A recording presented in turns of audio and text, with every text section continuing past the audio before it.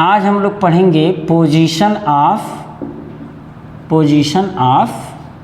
Adverbs, है ना। दरअसल एडवर्ब्स का पोजीशन कहाँ होता है? एडवर्ब्स का पोजीशन तो बाद में, पहला तो ये एडवर्ब क्या होता है। तो एडवर्ब अगर आप नहीं जानते हो तो इसके पहले एक वीडियो पड़ी हुई है एडवर्ब की, आप देख लो। एडवर्ब दरअसल वो होता है, एक ऐसा वर्ड होता है जो वर्ब, एडवर्ब, एडजेक्टिव या इसके साथ साथ और भी अदर वर्ड्स की जैसे प्रीपोजिशन, कंजक्शन को भी क्वालिफाई कर लेता है। क्वालिफाई करने का मतलब क्या है कि जैसे मान लो मैं पढ़ा रहा हूँ तो ज़ोर ज़ोर से पढ़ा रहा हूँ, तो जो पढ़ाना वर्ब है ना, इसकी विशेषता है ज़ोर ज़ोर से मैं पढ़ा रहा हूँ। वह हंसता है तो ज़ोर ज़ोर से हंसता है, यानी कि हंसना जो वर्ब है ना, उसकी विशेषता ज़ोर ज़ोर से बताएगा, तो वो एडवर्ब है। और मान लो हमने कहा कि वह सुंदर है, आपने कहा कि बहुत सुंदर है, तो सुंदर जो एडजेक्टिव है ना, उसकी विशेषता जो बता रहा है बहुत, वो भी एडवर्ब है। यानी कि वर्ब की विशेषता, एडजेक्टिव की विशेषता और एडवर्ब खुद की विशेषता बताता है। जैसे मान के चलो कि मैं धीरे धीरे जाता हूँ, तो आपने कहा कि आप तो बहुत धीरे धीरे जाते हो, तो धीरे धीरे तो एडवर्ब था, और फिर बहुत धीरे धीरे, बहुत भी धीरे धीरे की विशेषता बताने लगा, तो भी एडवर्ब हो गया। तो एडवर्ब को समझना बहुत आसान है। आप एडवर्ब अगर नहीं समझ रहे हो तो समझ लो, लेकिन ये दिक्कत हो जाती है कि जैसे सब्जेक्ट का जो पोजीशन होता है ना, वो फिक्स होता है कि कहाँ लगाना है, तो सेंटेंस के पहले लगाना है। जो वर्ब है, वर्ब का पोजीशन भी ठीक है कि चलो सब्जेक्ट के बाद वर्ब लगेगा, और ऑब्जेक्ट का भी पोजीशन ठीक है कि कहाँ लगेगा भाई, तो वर्ब के बाद लगेगा। लेकिन एडवर्ब का पोजीशन ठीक नहीं है।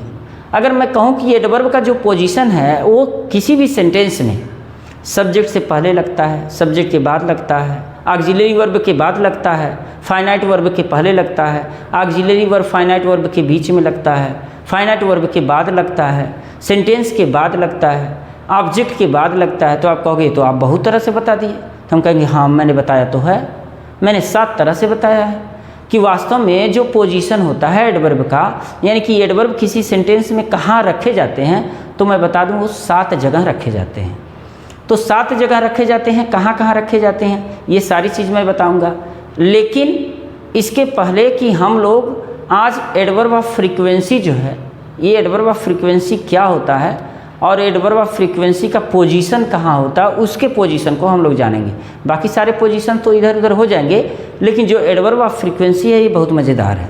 तो आज हम लोग स्पेशल एडवर्ब ऑफ फ्रीक्वेंसी पढ़ेंगे और एडवर्ब के पोजीशन को भी समझने का प्रयास करेंगे कि एडवर्ब का पोजीशन कहाँ होता है, कहाँ पर एडवर्ब लगाया जाता है। तो अच्छा एक चीज़ और है यार कि मैं लास्ट में, देखो जब अगर आप लास्ट में देखते रहोगे ना, तो लास्ट में मैं बोलता हूँ कि वीडियो देखने के लिए थैंक्स। अरे थैंक्स तो तुम लोगों को बोलना चाहिए गधों जो आप देख रहे हो, थैंक्स तो आपको बोलना चाहिए कि यार इतना मेहनत करके मैं वीडियो बना के आपको प्रोवाइड करता हूँ। और रह गई बात कि किस प्रकार की वीडियो है, तो सारे कॉम्पिटिटिव लेवल की है। एकेडमी आप पढ़ रहे हो तो बेसिक टेंसेज मैंने डाल दिया है। टेंसेज आप देखोगे ना तो बिल्कुल स्कूल के टीचर मतलब जो क्लास में पढ़ाते हैं उस तरह का है। आपको लगेगा ही नहीं कि आप वीडियो देख रहे हो, आपको लगेगा कि हाँ यार ये तो जैसे लग रहा है टीचर जी आराम से लिख के बता रहे हैं, और कोई दिखावा तो है नहीं इसमें। अब मेरे पास क्या है इक्विपमेंट, देखो ये मार्कर है, बोर्ड है। तो आज हम लोग एडवर्ब जानेंगे। एडवर्ब तो हम जानते हैं, अगर एडवर्ब आप नहीं जानते हो तो थोड़ा सा देख लेना एडवर्ब क्या होता है, वैसे मैंने हल्का फुल्का बता भी दिया है। आज हम लोग पोजीशन ऑफ एडवर्ब जानेंगे। चलो एक एडवर्ब मैं लेता हूँ ओनली। अब आप कहोगे सर ओनली क्या है, तो हम कहेंगे भाई देखो ये ओनली जो है ना, कोई भी वर्ड जो है यूज पर डिपेंड करता है कि वास्तव में क्या है। ये सेंटेंस में जब रहेगा तब पता चलेगा कि ये एडजेक्टिव है कि एडवर्ब है कि क्या है। तो ओनली मीन्स होता है मात्र, मात्र या केवल। इसका थोड़ा सा यूज हम लोग देखते हैं कहाँ होता है। जैसे हमने एक सेंटेंस लिखा, only Radhika can write a letter. और एक हमने लिख दिया, Radhika can only write letter. और एक सेंटेंस हमने लिख दिया, Radhika can write only a letter. और एक सेंटेंस मैंने लिख दिया, राधिका कैन राइट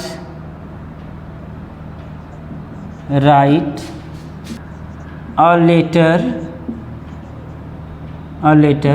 ओनली।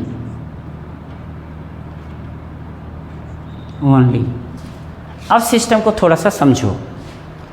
4 तरह के सेंटेंस हैं और चारों एक ही जैसे हैं। आप वर्ड्स गिनोगे तो सब में उतना ही वर्ड्स मिलेगा जितना कि पहले में मिलेगा। 1 2 3 4 5 6 वर्ड्स है, आप गिन लो, सब में 6 वर्ड्स ही है, लेकिन अर्थ बिल्कुल अलग अलग है। अब देखो, जो ओनली है ना, यहाँ राधिका को मॉडिफाई कर रहा है, राधिका को क्वालिफाई कर रहा है कि केवल राधिका एक पत्र लिख सकती है, बाकी कोई नहीं लिख सकता। तो इसका अर्थ होगा कि केवल राधिका, तो वहाँ यहाँ ओनली जो है एडजेक्टिव हो गया है ना। केवल राधिका एक पत्र लिख सकती है, इसका मतलब है कि केवल राधिका एक पत्र लिख सकती है, बाकी तो कोई पत्र एक ठो लिख ही नहीं सकता है ना, लिख सकती है। केवल राधिका ही एक पत्र लिख सकती है, बाकी लोग पत्र भी नहीं लिख सकते हैं। इसका अर्थ ये हुआ। और इसका अर्थ हुआ, Radhika can only write a letter. इसका मतलब हो गया कि राधिका, अब देखो यहाँ ओनली जो मॉडिफाई कर रहा है ना, वो राइट को कर रहा है, तो ये एडवर्ब है। यहाँ पर क्या है, एडजेक्टिव है, और यहाँ पर एडवर्ब है। तो राधिका केवल पत्र ही लिख सकती है, बाकी कुछ लिख ही नहीं सकती। राधिका केवल एक पत्र ही लिख सकती है। इसका मतलब है कि राधिका केवल एक पत्र ही लिख सकती है। अगर एक पत्र के अलावा अगर राधिका केवल मतलब लिख ही सकती है ना, अब एक पत्र है तो लिखना ही पड़ेगा, लेकिन इसका मतलब हुआ कि राधिका केवल लिख ही सकती है। अभी पढ़ने के लिए बोल दोगे तो पढ़ नहीं पाएगी, क्योंकि जो ओनली है ना, ये राइट को मॉडिफाई कर रहा है, यानी कि केवल लिख सकती है। राधिका केवल लिख ही सकती है, एक ही नहीं, ये एक पत्र लिख ही सकती है। अगर आप कहो कि पढ़ दो तो पढ़ नहीं सकती है, केवल लिख ही सकती है। तो इसका अर्थ ये हुआ। और इसका अगर हम अर्थ निकालें तो हो जाएगा राधिका, इसका हो जाएगा राधिका केवल एक पत्र लिख सकती है, केवल एक पत्र लिख सकती है। अब देखो, जो ओनली है ना, ये लेटर को क्वालिफाई कर रहा है, इसलिए ये एडजेक्टिव है। यहाँ पर एडजेक्टिव आपने क्या देखा, ये नाउन है, नाउन को क्वालिफाई करेगा तो एडजेक्टिव होगा। यहाँ भी नाउन को क्वालिफाई किया तो ये भी एडजेक्टिव हुआ, एडजेक्टिव। और यहाँ जो है ओनली जो है राइट को क्वालिफाई किया, यानी कि वर्ब को क्वालिफाई किया, तो एडवर्ब हो गया। अब यहाँ हमने कहा कि राधिका केवल एक पत्र लिख सकती है, एक पत्र लिख सकती है। आप दूसरा पत्र दोगे तो नहीं लिख पाएगी, 100% केवल एक पत्र लिख सकती है। तो यहाँ जो ओनली है वो किसको मॉडिफाई कर रहा है, लेटर को। तो केवल एक पत्र लिख सकती है। अगर इसको मैं देखूँ तो हो जाएगा Radhika can write a letter, यानी कि राधिका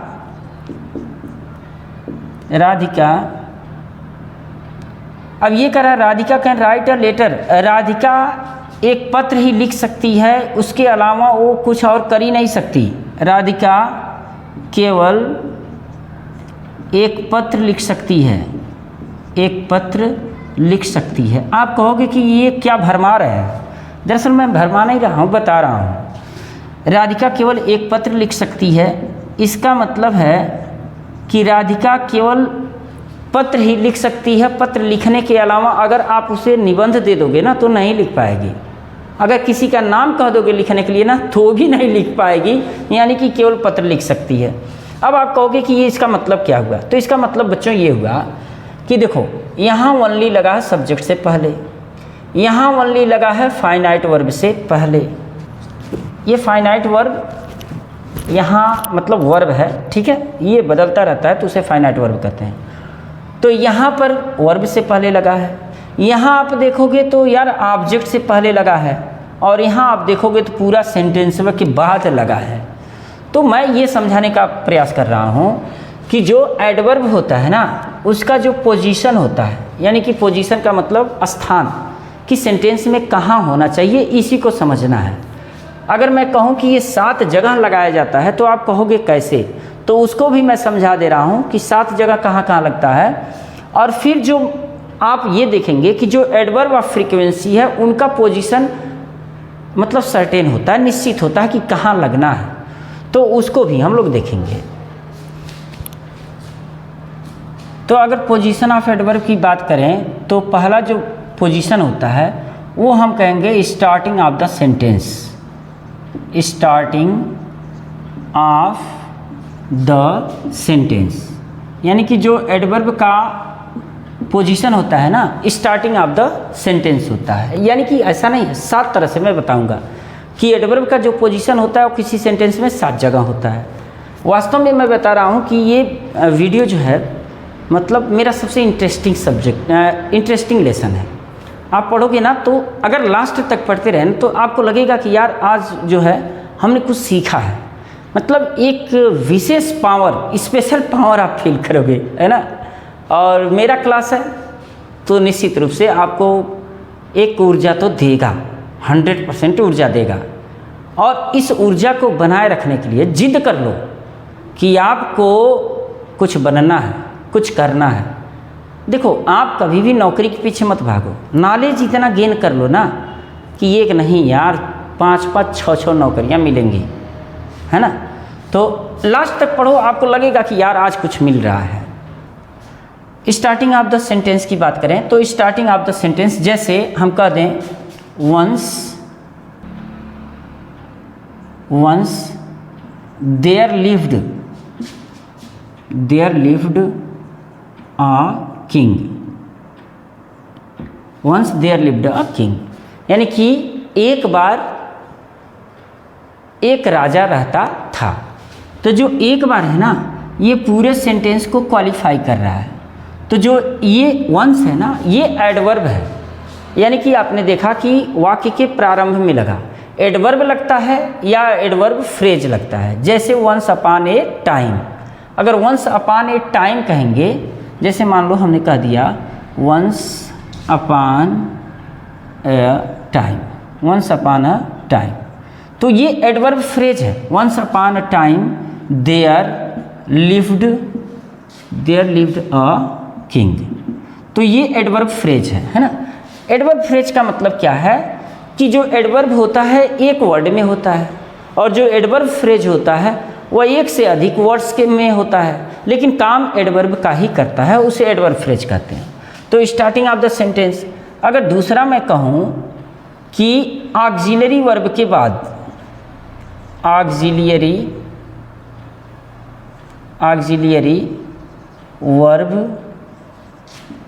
वर्ब के बाद, अब आप कहोगे ऑक्सिलरी वर्ब क्या है, तो जो auxiliary verb is, am, are, was, were, have, has, had, अब उसमें आप 3 को जानो, बी यानी कि is, am, are, was, were, being और बीन, और डू को जानो, डू, डज, डिड, और हैव को जानो, हैव, हैज, हैड। ये ऑक्सिलरी वर्ब है। तो ऑक्सिलरी वर्ब के बाद प्रयोग किया जाता है एडवर्ब का, जैसे ही इज ऑलवेज इन हरी, यानी कि वह हमेशा जल्दी में होता है। तो ये हो जाएगा ऑक्सिलरी वर्ब के बाद। ऑलवेज माने होता है हमेशा, अब हमेशा किसकी विशेषता बता रहा है, तो इज की विशेषता बता रहा है, यानी कि होता है, किस में होता है, जल्दी में होता है, और कब होता है, हमेशा होता है, यानी कि एडवर्ब ऑफ फ्रीक्वेंसी। दूसरा सेंटेंस देख लो, जैसे he is absolutely he is absolutely right.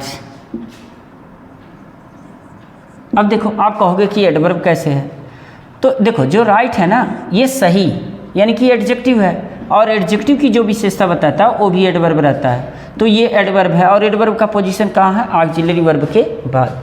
तीसरा पोजीशन समझो, तीसरा पोजीशन जो होता है फाइनाइट वर्ब के पहले, फाइनाइट वर्ब के पहले। फाइनाइट वर्ब के पहले का मतलब कोई भी वर्ब है, कोई भी वर्ब है जो फाइनाइट है, जैसे he never goes there, he never goes there. अब देखो जो गो है ना ये फाइनाइट वर्ब है, और फाइनाइट वर्ब के पहले नेवर का प्रयोग किया गया है। ये एडवर्ब भी है। कैसे एडवर्ब है? वह जाता है, कब जाता है? आज जाता है, कल जाता है, परसों जाता है। तो आप कहोगे नहीं वो कभी नहीं जाता है, यानी कि जो जाने की विशेषता है ना वो नेवर बता रहा है। तो इसका मतलब है कि ये एडवर्ब ऑफ फ्रीक्वेंसी तो है, एडवर्ब ऑफ फ्रीक्वेंसी है, लेकिन मेन चीज़ हम क्या देख रहे हैं कि जो पोजीशन है वो फाइनाइट वर्ब के पहले लगा है। अब आप कहोगे कि ये जो 7 तरह से होता है तो हमको कैसे पता चलेगा कि कौन सा एडवर्ब कहाँ यूज करना है? उसी टॉपिक को तो मैं बता रहा हूँ, उसी टॉपिक को मैं आज क्लियर कर रहा हूँ। और उस टॉपिक में हम लोग खास करके जो एडवर्ब ऑफ फ्रीक्वेंसी है उसको देखेंगे कि उसका पोजीशन कहाँ होता है, और सारे एडवर्ब का जो पोजीशन है उसको हम लोग जान लेंगे। ठीक है। अच्छा अब देखो, अगर मैं कहूँ ऑक्सिलरी वर्ब, ऑक्सिलरी वर्ब और मेन वर्ब के बीच में, मेन वर्ब के बीच में एडवर्ब का प्रयोग किया जाता है, तो आप कहोगे ये हो सकता है, क्योंकि ये तो होता आया है ना। जैसे एक सिंपल सा एग्जांपल ले लो, he did not go there, he did not go there. अब यहाँ देखो जो नॉट है ना ये एडवर्ब है, और एडवर्ब का प्रयोग कहाँ हुआ है? ये ऑक्सिलरी वर्ब है और ये मेन वर्ब है। तो ऑक्सिलरी वर्ब और मेन वर्ब के बीच में हुआ है, तो चौथा पोजीशन तो ये हो गया। और भी 2 पोजीशन आप जानो, 3 पोजीशन जानो। जो 5वां पोजीशन है वो है एडजेक्टिव, एडजेक्टिव या एडवर्ब से पहले, एडजेक्टिव या एडवर्ब से पहले, से पहले। जैसे देखो अगर हमने लिखा ही इज़ वीक, है ना, ही इज़ वीक, तो अगर मैं यहाँ लगा दूँ वेरी वीक, तो ये जो वेरी है ना इस वीक एडजेक्टिव की विशेषता बता रहा है। तो इसका मतलब क्या है कि ये वेरी एडजेक्टिव है, सॉरी ये वेरी क्या है? एडवर्ब है, और एडवर्ब का प्रयोग कहाँ किया गया है? एडजेक्टिव से पहले किया गया है। अगर मान लो हम लिख दें he is too weak, he is too weak, है ना, तो जो वीक है एडजेक्टिव है, एडजेक्टिव से पहले टू लगा तो ये भी एडवर्ब है। यानी कि एडजेक्टिव या एडवर्ब से पहले भी प्रयोग होता है एडवर्ब का। और एडवर्ब भी देख लो, एडवर्ब से पहले कैसे होता है? जैसे ही वॉक्स स्लो, यानी कि वह धीरे धीरे चलता है। आपने कहा कि वेरी लगा दीजिए, वेरी स्लो, तो जो स्लो एडवर्ब है ना, एडवर्ब को मॉडिफाई वेरी कर रहा है, तो वेरी क्या है? ये भी एडवर्ब हुआ। यानी कि जो एडवर्ब को मॉडिफाई करता है वो भी एडवर्ब होता है, और उसका पोजीशन जो होता है एडवर्ब से पहले होता है। यानी कि एडवर्ब का जो प्रयोग होता है एडजेक्टिव या एडवर्ब से पहले होता है। अगर मैं कहूँ कि एडजेक्टिव या एडवर्ब के बाद एडवर्ब का पोजीशन होता है, तो आप कहोगे ये तो नहीं होता है। मैं बता रहा हूँ होता है। अब देखो जैसे अगर मैं बात करूँ कि ही लाफ्स ओनली, तो इसका मतलब जो ओनली है ना ये लाफ की विशेषता बता रहा है, और जो सॉरी ये तो वर्ब हो गया, ये हो गया गलत, ये वर्ब की विशेषता बता रहा है। तो ही लाफ, अगर मैं लिख दूँ लाउडली, लाउडली यानी कि वह जोर से हंसता है, तो जोर से एडवर्ब हुआ। अब हम कहते हैं ओनली, तो इसका मतलब है कि ओनली जो विशेषता बता रहा है वो लाउडली एडवर्ब की विशेषता बताता है, और एडवर्ब के बाद भी लगा हुआ है, यानी कि वह केवल जोर जोर से हंस सकता है, बाकी धीमे धीमे नहीं हंस सकता, यानी कि जो जोर जोर से है ना उसकी विशेषता ओनली बता रहा है। अच्छा आप ये देखो, ही एडजेक्टिव या adverb, he is rich, he is rich, और हमने लिख दिया एनफ। तो जो एनफ है ना ये हमेशा उस वर्ड के बाद यूज किया जाता है जिसको वो क्वालिफाई करता है। इसमें खास करके हम लोग बहुत गलती कर देते हैं, कब अगर हम लिख देंगे ही इज एनफ रिच तो वो गलत हो जाएगा, क्योंकि जो एनफ होता है ना वो जिस वर्ड को मॉडिफाई करता है उस वर्ड के बाद लगता है, तो इस चीज़ को हमेशा याद रखना, ही इज रिच एनफ। तो यहाँ एडजेक्टिव या एडवर्ब के बाद हो गया। अगर मैं कह दूँ कि सेंटेंस या वर्ब के बाद एडवर्ब का प्रयोग किया जाता है, जैसे he will go to Agra, he will go to Agra tomorrow, he will go to Agra tomorrow. देखो जो टुमारो है, अब ये कौन सा एडवर्ब है, एडवर्ब ऑफ टाइम है, तो मैं सारे एडवर्ब को कवर नहीं कर रहा हूँ, बस मैं आपको ये बता रहा हूँ कि एडवर्ब की पोजीशन को जानो। अब ऐसा नहीं है कि सारा एडवर्ब मैं बता दूँ आप जान जाओ, तो ये तो नाइंसाफ़ी होगी कि आप एक बार में पढ़ो।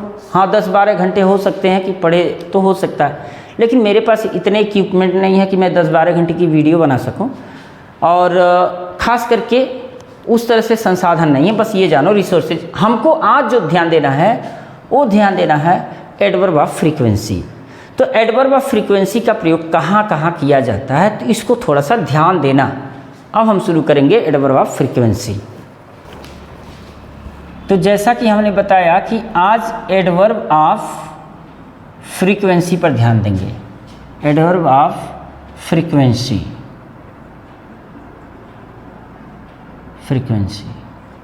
आप कहोगे ये फ्रीक्वेंसी क्या है, तो फ्रीक्वेंसी का मतलब होता है आवृत्ति, आवृत्ति का मतलब होता है दोहराना, ठीक ना।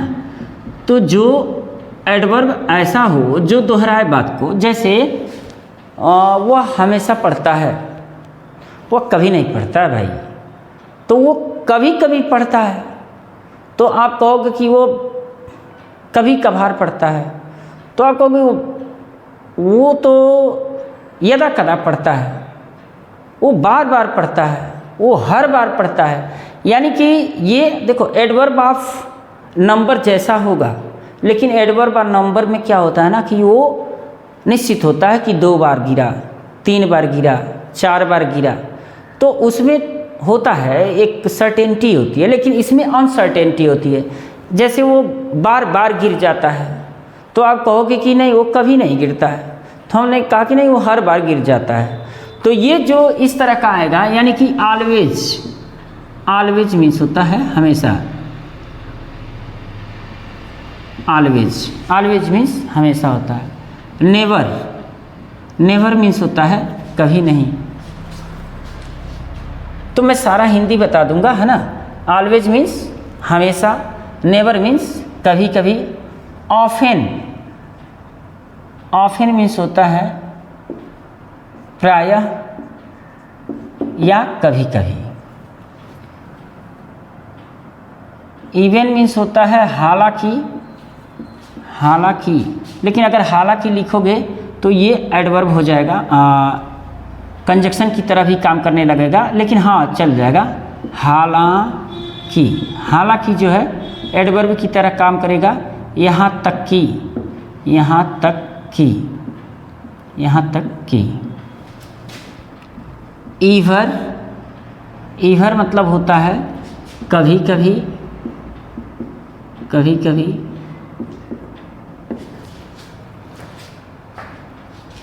जनरली, जनरली मीन्स होता है सामान्यतः, सामान्यतः, आमतौर पर, आमतौर पर। एक काम करते हैं, पूरा जो है एडवर्ब ऑफ फ्रीक्वेंसी जितने हैं वो नियर अबाउट जितने हो सकते हैं, जितनी संभावना है सबके जो एडवर्ब ऑफ फ्रीक्वेंसी हैं सबको मैं लिख दे रहा हूँ, और लिखने के बाद मैं आपको समझा दूंगा। इससे क्या होगा कि टाइम आपका बचेगा, है ना, और मुझे ज़्यादा मेहनत नहीं करना पड़ेगा। मेहनत तो करना पड़ेगा लेकिन आपका टाइम बचेगा, तो आपका टाइम बचेगा। मैं सारे के सारे एडवर्ब ऑफ फ्रीक्वेंसी लिख देता हूँ, उसके बाद हम लोग समझते हैं। देखो मैंने खूब सारे वर्ड्स लिखे हैं, वर्ड्स लिखे हैं, एडवर्ब्स की बात मैं नहीं कर रहा हूँ। हाँ, ये वैसे एडवर्ब ही हैं और एडवर्ब ऑफ फ्रीक्वेंसी हैं, लेकिन ये जो मैंने लिखा है ना, ये ना समझना कि बस पूरे ब्रह्मांड में इतने ही एडवर्ब ऑफ फ्रीक्वेंसी हैं, नहीं। एडवर्ब ऑफ फ्रीक्वेंसी के शब्दों को आप निर्माण कर सकते हो, बना सकते हो, किसी एडजेक्टिव से बना सकते हो या वर्ब से बना सकते हो। एडवर्ब ऑफ फ्रीक्वेंसी जो फ्रेज है उस फ्रेज को बना सकते हो। तो लगभग जो इस तरह से काम करेंगे, जी जो मैंने वर्ड्स लिखे हैं ना, अगर इस तरह से काम करेंगे तो वो एडवर्ब ऑफ फ्रीक्वेंसी होंगे। अब देखो एडवर्ब ऑफ फ्रीक्वेंसी का मतलब मैंने पहले ही बताया कि जो फ्रीक्वेंसी को बताया, फ्रीक्वेंसी मतलब आवृत्ति, बारंबारता को बताता है। जैसे मेरे पिताजी बार बार घर आते हैं, तो बार बार आते हैं, हर बार घर आते हैं, प्रायः घर आते हैं, कभी कभी घर आते हैं, यानी क्योंकि बारंबारता बनी रहती है। तो इस तरह से ऑलवेज मीन्स होता है हमेशा, नेवर मीन्स होता है कभी नहीं, ऑफन मीन्स होता है प्रायः, इवन मीन्स होता है, देखो हालांकि भी होता है, यहाँ तक के भी होता है और समान रूप से भी होता है।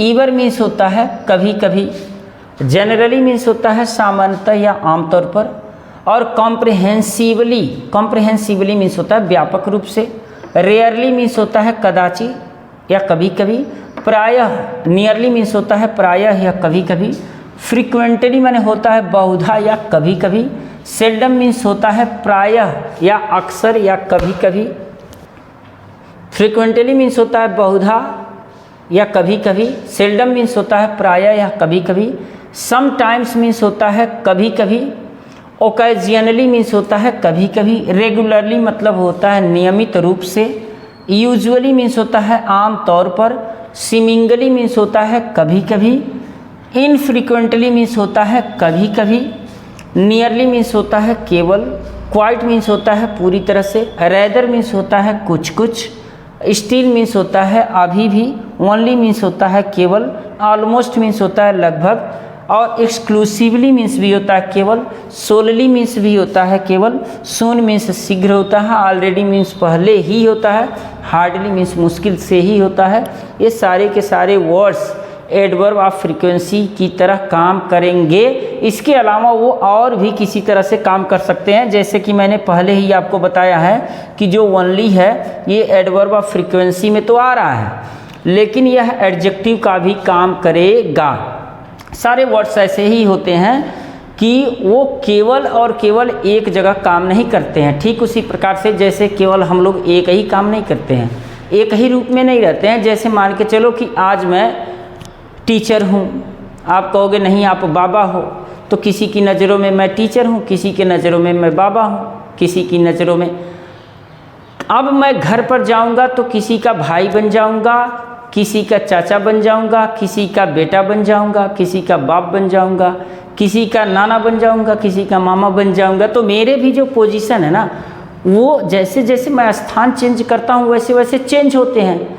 उसी तरह से जो एडवर्ब्स होते हैं या जो वर्ड्स होते हैं, जैसे जैसे स्थान को चेंज करेंगे, अपने पोजीशन को चेंज करेंगे, वैसे वो बदलते जाते हैं, वो पार्ट्स ऑफ स्पीच के अकॉर्डिंग चेंज होते जाते हैं। और यहाँ हम लोग एडवर्ब ऑफ फ्रीक्वेंसी की बात करते हैं। अब एडवर्ब ऑफ फ्रीक्वेंसी तो हो गया।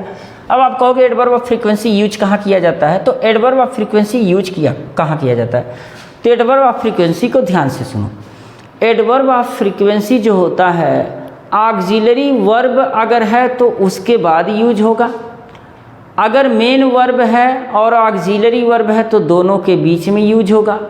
अगर मेन वर्ब ही है, ऑक्सिलरी वर्ब नहीं है, तो मेन वर्ब के पहले यूज होगा, यानी कि कुल मिला जुला के सब्जेक्ट के बाद और वर्ब के पहले यूज होगा।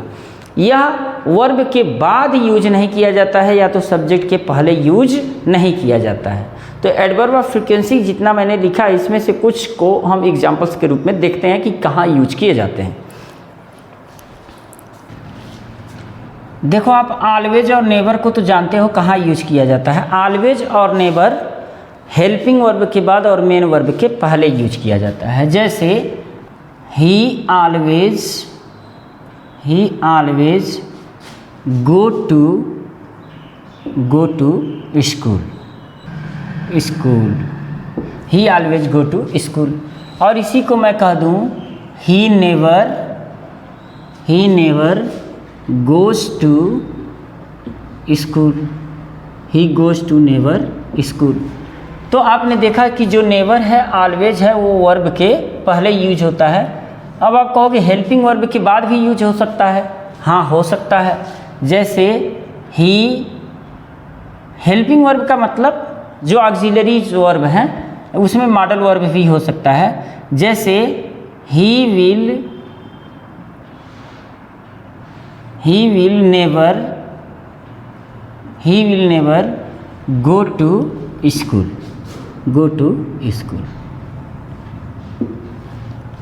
तो देखो यहाँ विल के बाद यानी कि जो ऑक्सिलरी वर्ब है यानी कि जो मॉडल है और मेन वर्ब के बीच में नेवर का प्रयोग किया गया है। उसी तरह से ऑलवेज का भी प्रयोग हो सकता है। जैसे he must always his duty, यानी कि उसे निश्चित रूप से हमेशा अपने कर्तव्य करना चाहिए। तो ऑलवेज, नेवर, सेल्डम, हार्डली का प्रयोग तो आप जानते हो। कुछ ऐसे एडवर्ब्स जिनका प्रयोग हम लोग सीखें एडवर्ब ऑफ फ्रीक्वेंसी के रूप में। जैसे राधिका ऑलमोस्ट रीच्ड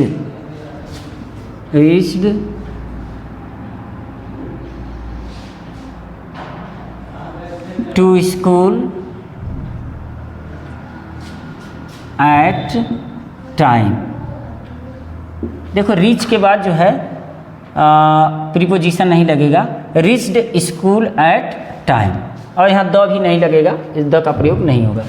तो अब देखो राधिका के साथ जो है ये जो पास्ट इंडिफिनिट है, राधिका लगभग एट टाइम लगभग स्कूल पर टाइम पर पहुँचती थी, है ना। तो राधिका लगभग स्कूल पर समय से पहुँचती थी। तो जो ऑलमोस्ट का प्रयोग है कहाँ है, मेन वर्ब से पहले है। तो आप ये देखोगे कि जितने एडवर्ब ऑफ फ्रीक्वेंसी है ना वो सब के सब मेन वर्ब से पहले यूज किए जाते हैं या हेल्पिंग वर्ब के बाद यूज किए जाते हैं। यानी कि सब्जेक्ट यहाँ लिख देंगे ऑक्सिलरी वर्ब प्लस यहाँ एडवर्ब ऑफ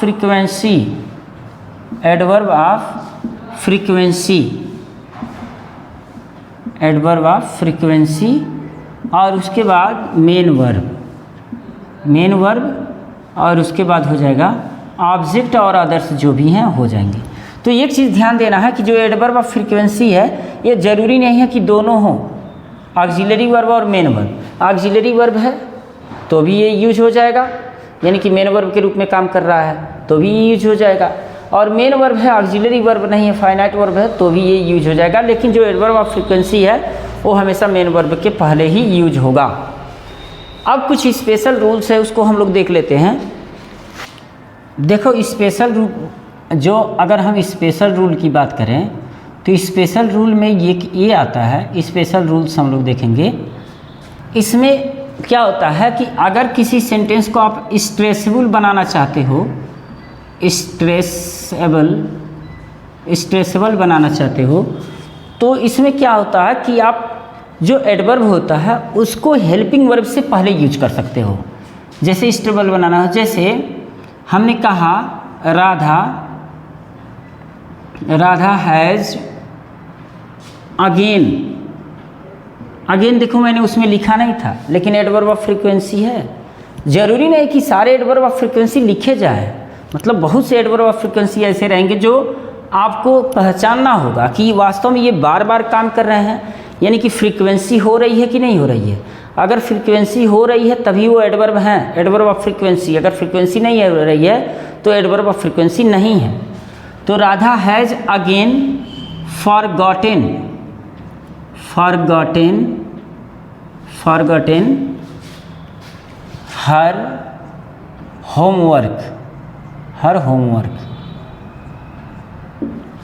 अच्छा देखो ये फॉरगॉटेन हर होमवर्क, ठीक है कोई बात नहीं। Radha has again forgotten her homework, यानी कि मान के चलो कि मेरे भाई साहब बगल में खड़े थे, उन्होंने कहा कि राधा फिर से अपना गृह कार्य भूल गई है। तो मैं कहा हाँ यार वो बार बार भूल जाती है, मतलब हमेशा भूल जाती है। तो हमेशा भूल जाती है हम कहेंगे यस, एस यानी कि सी, सी का मतलब कौन, राधा, यहाँ राधा ही है, राधा हमेशा भूल जाती है। तो इसका मतलब ऑलवेज, और यहाँ डज का प्रयोग हम करेंगे, always does forget, forget her homework, her homework. यानी कि जब स्ट्रेसेबल बनाना हो तो स्ट्रेसेबल बनाने के लिए ऑलवेज का प्रयोग हेल्पिंग। आप वैसे भी जानते हो जो इम्फैटिक सेंटेंस होता है, इम्फैटिक सेंटेंस में अननेसेसरी हेल्पिंग वर्ब लगा दिया जाता है। जैसे वह पढ़ता तो है, ही डज रीड, वह खाता तो है, ही डज ईट। यानी कि जहाँ हेल्पिंग वर्ब की ज़रूरत नहीं होती है, अब हेल्पिंग वर्ब की ज़रूरत यहाँ थी ही नहीं, लेकिन हमने हेल्पिंग वर्ब लगाया है। क्यों? क्योंकि इम्फेसाइजिंग किया है, इम्फेसाइजिंग का मतलब स्ट्रेस दिया है। तो ऐसे में भी आप एडवर्ब का प्रयोग हेल्पिंग वर्ब से पहले करोगे। दूसरा रूल देखो, दूसरा भी बहुत मज़ेदार है, और उसमें हैव टू या यूज्ड टू, यूज्ड टू का प्रयोग करते हैं, यूज्ड टू का, तो एडवर्ब पहले लगता है, एडवर्ब पहले लगता है, एडवर्ब पहले लगता है। ठीक है, सारे नियम आप जाने रहोगे ना तो किसी क्वेश्चन को आप आसानी से सॉल्व कर पाओगे। हैव टू या हैज़ टू का यूज होता है तो एडवर्ब पहले लगता है। जैसे मुझे कभी कभी बस से स्कूल जाना पड़ता है, यानी कि आई ऑफन लिखेंगे, आई ऑफन यानी कि कभी कभी। Have to go to school, go to school by bus, यानी कि मुझे कभी कभी स्कूल बस से जाना पड़ता है। तो यहाँ आपने देखा कि हैव टू का और यूज्ड टू का, जैसे ही hardly, hardly used to wander in the night, in the night, यानी कि वह मुश्किल से ही दिन में घूमा करता था। तो यूज्ड टू और हैव टू के पहले एडवर्ब का प्रयोग किया जाता है। तीसरा जानो जो एनफ है, एनफ मीन्स होता है पर्याप्त। तो एनफ का प्रयोग कहाँ किया जाता है? उस शब्द से पहले किया जाता है उस शब्द की बात किया जाता है जिसको ये मॉडिफाई करता है। जैसे मान के चलो हमने लिख दिया Sheela is rich, Sheela is rich enough, Sheela is rich enough, यानी कि जो रिच है ना एडजेक्टिव, इसको मॉडिफाई कर रहा है, इसलिए इसके बाद लगेगा। कभी भी जैसे आई हैव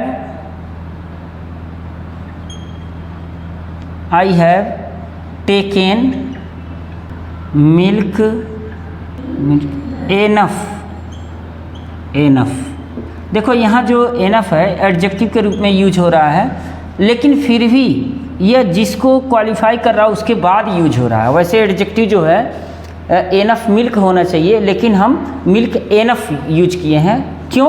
क्योंकि एनफ वहीं यूज किया जाता है जिसको ये मॉडिफाई करता है, और ओनली का प्रयोग वहाँ किया जाता है जिसको मॉडिफाई करता है तो ठीक उसके पहले यूज किया जाता है। तो एनफ और ओनली में आप अंतर जानो कि एनफ का प्रयोग वहाँ किया जाता है जिसको वो क्वालिफाई करता है उसके बाद, और ओनली का प्रयोग किया जाता है जिसको वो क्वालिफाई करता है उसके पहले। तो एनफ और ओनली को थोड़ा सा और डिटेल में जान लेना। अगर कोई सेंटेंस है तो उसको पूरा सेंटेंस कमेंट में लिख करके भेजना, और उम्मीद करते हैं कि वीडियो आपको अच्छी लगी होगी, चूँकि मेरा बहुत पसंदीदा लेसन ये है। तो वीडियो देखने के लिए धन्यवाद। शुरुआत में ही मैंने बोला है धन्यवाद, ठीक है, अच्छी बात है, आपने समय दिया, आप अपने करियर को बना रहे हो, आप इस देश के भविष्य हो, तो निश्चित रूप से आपको धन्यवाद वीडियो देखने के लिए। और अंग्रेजी पढ़ते हो तो चैनल को सब्सक्राइब, वीडियो को लाइक और मित्रों को शेयर जरूर करें। मिलते हैं छोटे से ब्रेक के बाद नेक्स्ट वीडियो में।